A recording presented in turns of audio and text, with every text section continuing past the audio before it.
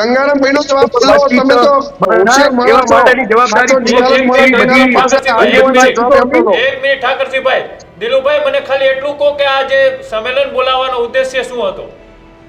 તમિલ મુદ્દે બોલાવવાનો ઉદ્દેશ્ય એ હતો કે આ મામલે વ્યવસ્થિત વાતચીત થાય. જે પ્રેમ લગ્નો જે થઈ જાય બાબતે સમાજ પ્રેમ લગ્નો બાબતે વિચાર કરતો હતો. દીકરીના મામલે પણ સમાજ વિચાર કરતો હતો ને સમાજે તો દીકરીના મામલે આ દીકરી જે કંકુબેન જે જતી રહી એના વિશે પણ સમાજે પણ વિચાર કરવાનો હતો કે એને દીકરો પણ છે, એના મા બાપ પણ લાચાર છે, બંને વ્યવસ્થિત પ્રમાણે ફેસલો થવાનો હતો.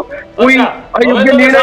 દિલુભાઈ, એ 2 વર્ષ પહેલા એ કંકુબેનના લગ્ન થયા, એની ઘરે 1 વર્ષનો દીકરો છે. શું સમાજના ઠેકેદારો નક્કી કરશે કે કંકુબેનને ક્યાં લગ્ન કરવા ક્યાં ન કરવા? સમાજના ઠેકેદારો પાછા લાવવાનું એને પ્રેશર કરશે?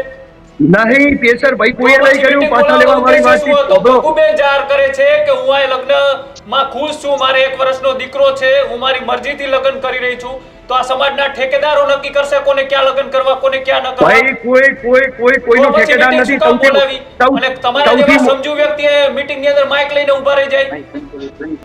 નહીં ભાઈ, અમે માઇક લઈને નહીં ઉભા રહ્યા, અમે માઇક લઈને કાંઈ નહીં બોલ્યા.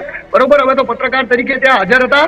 બરોબર, બિલકુલ કોઈ પ્રકારનું સ્ટેટમેન્ટ મેં જગ્યાએ આપ્યું નહીં, હું કોઈ બોલ્યો નહીં. ગંગારામભાઈને ફોન આપો ને, ગંગારામભાઈને ફોન આપો. એ તો 64 ગોળના આગેવાન છે ભાઈ.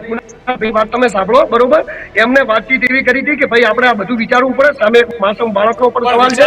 અને આ બાજુ દિલુભાઈ, વિચારવું શું કામ પડે? કોઈ દીકરી એમ કહે છે કે હું મારી મરજીથી ગઈ છું, એની ઘરે 1 વર્ષનો છોકરો છે, એ તો વિચારવાનું હતું.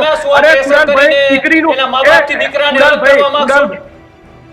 ના એવું કામ જ ના કરવું જોઈએ. તો પાપનું કામ છે, આવું કામ ના કરાય.